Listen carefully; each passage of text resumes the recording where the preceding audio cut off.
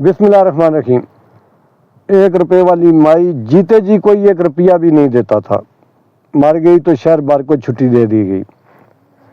Doctor سید رفعت سلطانہ کا تعلق ایک پڑھے لکھے کھاتے پیتے گھرانے سے تھا۔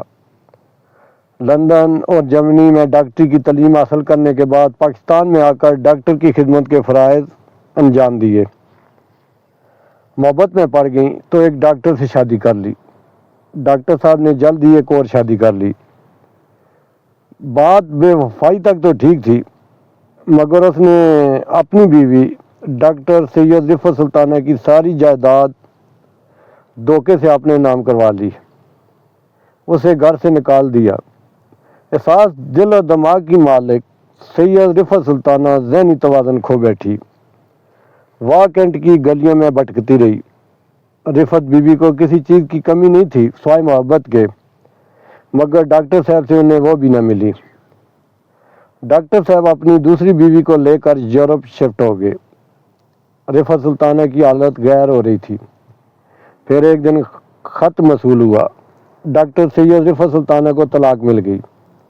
اسے کہا گیا، میں تمہیں اتنا کنگال کر کے آیا ہوں کہ اب تم 1 روپے کو بھی ترسو گی۔ راولپنڈی سے 28 کلومیٹر دور واہ کینٹ میں ڈاکٹر رفعت سلطانہ کو بھیک مانگتے دیکھا گیا۔ زندگی کے تقریباً 20 سال بھیک مانگی۔ مرحومہ کی ایک ہی صدا ہوتی تھی، 1 روپیہ دے دیں۔ دوسری صدا لگتی، پلیز گیو می 1 روپی۔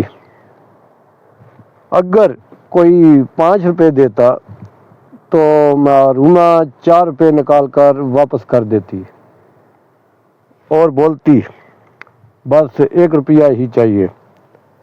2016 کے ایک دن 1 روپے والی مائی انتقال کر گئی۔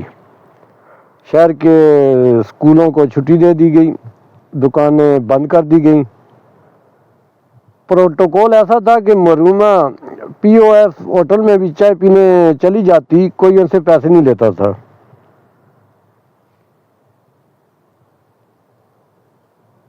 برائے مہربانی آپ سے التماس ہے کہ میرے چینل کو سبسکرائب کریں۔